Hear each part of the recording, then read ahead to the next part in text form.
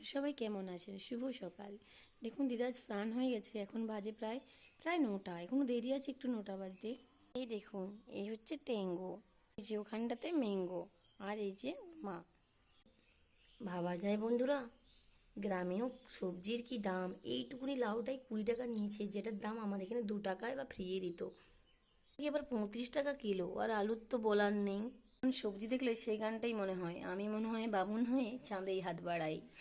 এই দেখুন বন্ধুরা, গাছে কত আম আছে, চলুন একটু পেড়ে নিই, তারপরে আমি দেখাচ্ছি। দেখুন পেড়ে নিয়েছি, জন্য এরকম কালো কালো হয়ে গেছে। কিছু কাঁচা আম আছে, আমি একটু আম গুড় বানাবো, তার জন্যে আগে পেড়েছি এক ব্যাগ। এগুলো কিছু বাবার বাড়িতে দেব, আর কিছু মানুষজনকে দেব এখানের।